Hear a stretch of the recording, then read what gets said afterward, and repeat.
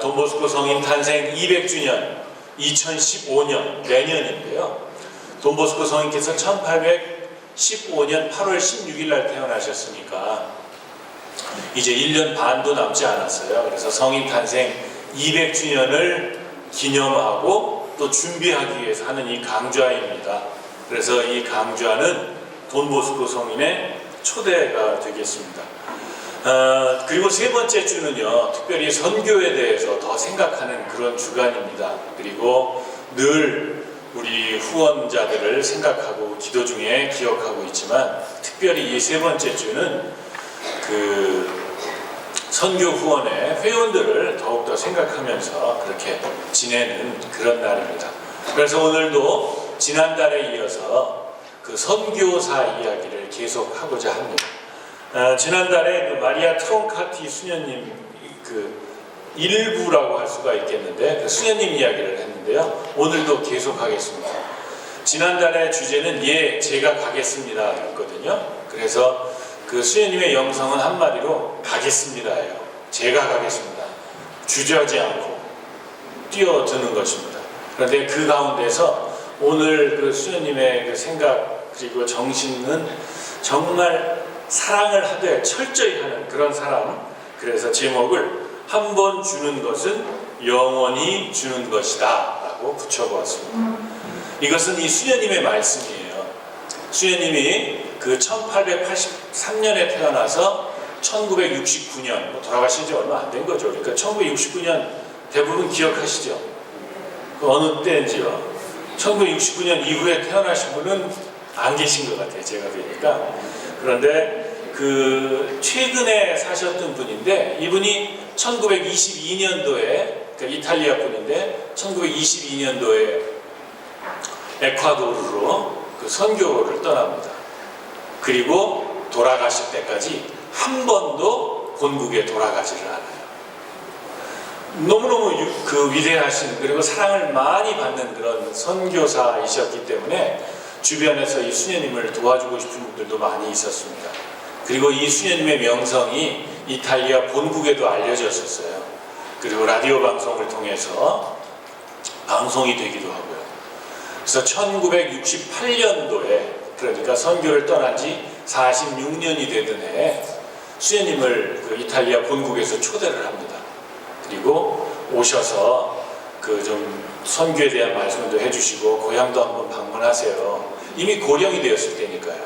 그런데 그때 바로 이 말씀을 하셨습니다. 안 가겠습니다. 한 번 주는 것은 영원히 주는 것입니다. 그러니까 이분에게 고국은 에콰도르가 됐다는 거죠.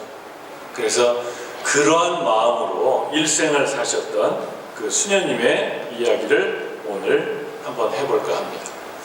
우리 주변에도 선교사들이 많이 계시고요. 우리나라도 선교사들을 통해 복음이 그 뿌리 내리고 또 더 번성한 그런 나라인데요. 그 외국 선교사들 중에서 우리나라에 귀화한 분들이 있습니다. 그래서 한국 그 국적을 가진 그런 선교사들도 계셔요. 이 수녀님이 그 귀화를 했다는 그런 기록은 없지만 한 번 내가 이곳에 마음을 주었으니 이제 더 이상 나에게 돌아갈 것은 없다라는 그런 말씀에서 제가 이런 제목을 붙여보았습니다. 이 수녀님이 하셨던 말씀 중에 하나 또 이런 말씀이 있습니다. 여러분의 자녀들 중 누군가가 선교사가 되는 것을 하늘이 원한다면 그것은 이 지상에서 가질 수 있는 가장 큰 행복입니다. 자녀 중에 혹시 선교사가 있는 분이 있는지 모르겠어요. 우리 살레시오에서도요, 한 분 젊으신 분이 작년에 이제 서품 받으셨는데요.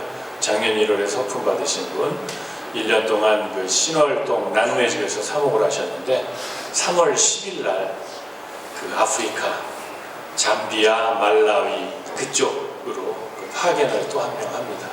그분의 부모님, 그분이 이제 그 신부님 김형식 신부님인데요. 그 형님도 이제 요번에 1월 달에 서품을 받으셨어요. 그래서 형제가 신부님이고 형제 중에 하나가 아프리카로 선교를 가게 돼요. 그래서 그것은 그 부모님께서 지상에서 가질 수 있었던 가장 큰 행복이다. 이런 말씀을 드릴 수가 있겠습니다. 지난주에 살펴보았는데요. 이 수녀님의 연표를 좀 다시 한번 보겠습니다. 83년 2월 16일 날 이탈리아 브레시아에서 태어났고요. 89년도에 처정 성취를 했습니다. 그리고 93년이니까 10살이니까 우리나라 한 초등학교 5학년쯤 됐을까요? 살레시오 가족지를 읽게 되었습니다. 그리고 살레시오 가족지에는 항상 선교에 대한 꼭지가 있는데 거기를 보면서 살레시오 세계에 대해서 그리고 정말 먼 나라에 가서 선교를 하는 그런 분들이 있구나라는 것을 접하게 되었습니다. 그리고 수녀회에 들어가고 싶었는데 나이를 좀 기다려야 했고 그래서 1905년에 이르러서야 겨우 수녀회에 입회를 할 수가 있게 됩니다. 그리고 지난 1월에 소개해드렸던 여러 에피소드들 있죠. 울보였다고요. 그렇게 부모님에 대한 사랑 그리고 또 부모님이 특별히 아버지가 이 마리아 트롱카티 소녀 수녀원 가는 것에 대해서 너무나 마음이 아파가지고 수녀원 들어가는 날 졸도를 했다라는 그런 에피소드까지 있습니다. 정말 내가 내 딸을 축복하면서 수녀원에 보내주어야지. 그리고 절대로 우는 모습을 보이지 말아야지 하고서 이렇게 버티다가 그냥 졸도를 할 정도로 그렇게 사랑을 했다고 합니다. 그리고 가족들로부터 얼마나 큰 사랑을 받았는지 그리고 가족들에게 얼마나 큰 사랑을 주었는지 음치였는데 주변에서 노래를 시키면 기꺼이 했다고 합니다.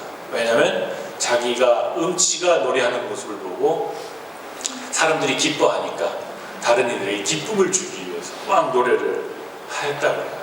그리고 아버지가 수녀원 들어갈 때 졸도할 정도로 사랑했던 아버지가 이 딸 마리아에게 붙여줬던 별명은 사랑스러운 지진. 그냥 아빠 엄마를 가족들을 들었다 놨다 하는 거예요. 그 삶이 사랑스러운 지진. 그런 사랑스러운 지진이 성장하여 수녀원에 갔습니다. 그리고 수녀원에서도 그 가족들에 대한 어쩔 수 없어 눈물을 그냥 주체하지 못했다고. 계획해서 울고 또 울고. 하루는 광구장 수녀님이 와서 이렇게 밭을 보고 밭에 아주 농작물이 아주 잘 자랐어요. 그러니까 어떻게 이렇게 잘 자랐는지 아세요? 그래서 예비 수녀들에게 물어봅니다. 거기 마리아도 있었어요. 예, 모르겠는데요. 물을 잘 줘서 햇빛이 좋아서 예비 수녀님들의 눈물을 받아먹고 이렇게 잘 자랐습니다. 할 정도로 그렇게 눈물이 많았다고 합니다. 그리고 다른 이들을 위한 희생과 헌신은 이루 말할 수가 없어요. 혹시 외국 해외 성지순례 가보신 분들 수녀원 같은 데가 이렇게 거의 산 위에 있잖아요. 저 물을 도대체 어떻게 길어 먹을까 한번 생각 안 해보셨어요? 산내에서 물이 나오는 일은 별로 없고요. 저 밑에 가는 물을 길어오는 겁니다. 그래서 예비 수녀들이 하는 일 중에 제일 중요한 일이 바로 물 깃는 일이었어요. 그래서 5명 또는 10명 물조가 물을 기르러 가는데 정말 힘든 일이죠. 그리고 춥게 자잖아요. 또 난방이 잘 안 되니까. 그래서 아침에 이제 새벽에 물을 기르러 이렇게 사람들이 모이는데 물 깃는 장소에 제일 먼저 와 있던 사람은 바로 이 마리아였다고 합니다. 첫 서원을 하고 종실 서원을 했습니다. 그리고 1915년도에 제1차 세계대전이 발발하는데요. 이때 수녀님들이 나라에 의해서 이렇게 징발되는 그런 일이 생깁니다. 그래서 야전병원에서 간호사로서 봉사를 하게 됩니다. 그리고 피난민 어린이들을 보호하면서 돌봤는데 이때 정말 어머니다운 그런 모습을 보여주었다고 합니다. 1919년도 우리나라에서는 3.1 만세운동이 일어났는데요. 그때부터 본격적으로 미자의 몽페라토라는 곳에서 간호교사, 양호교사로 활동을 합니다. 이때 아이들에게 양호실은 하나의 피난처였다고 합니다. 그래서 애들이 공부하기 싫으면 배가 아프다고 이렇게 핑계를 대고 양호실로 가는 거예요. 그럼 수녀님도 그 아이를 볼 때 뻔히 속이 보이지만 얘가 얼마나 피하고 싶었으면 쉬고 싶었으면 엄마에게 다가오는 그런 심정으로 왔을까 하면서 모든 아이들을 품어주었다고 합니다. 그리고 지난달에도 소개를 드렸는데 에피소드 중에 하나가 어떤 아이를 설사 환자로 만들어야만 했어요. 그래야 빨리 조퇴를 시켜주니까. 그래서 이리 오라고 해서 피마자 기름을 한 컵을 줬다고. 그래서 그걸 마시고 설사를 하고 빨리 집에 갈 수 있도록 하는 그런 그 엄마 같은 그런 마음을 보여주는 그런 수녀님이었다고 합니다. 그리고 이 수도 생활하면서 계속해서 선교사로서의 꿈을 가지고 있었어요.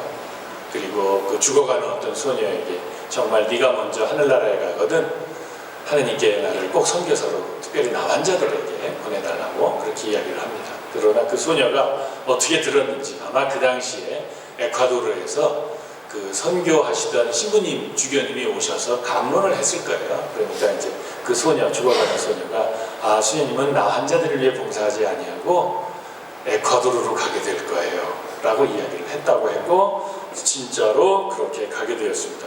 이것이 1922년도입니다. 1883년도에 태어나셔서 1922년도에 선교사로 파견이 되니까요. 우리 나이로 40세입니다. 자매님들 많이 계신데요. 40세 때 어떤 일을 하셨는지 혹시 지금 40세 때 이런 새로운 도전을 하라고 하느님께서 명하시면 과연 하실 수 있는지 한번 돌아보면 좋겠습니다. 그래서 1922년부터요 47년 동안 정말 이런 일들을 하면서 지내셨다고 합니다.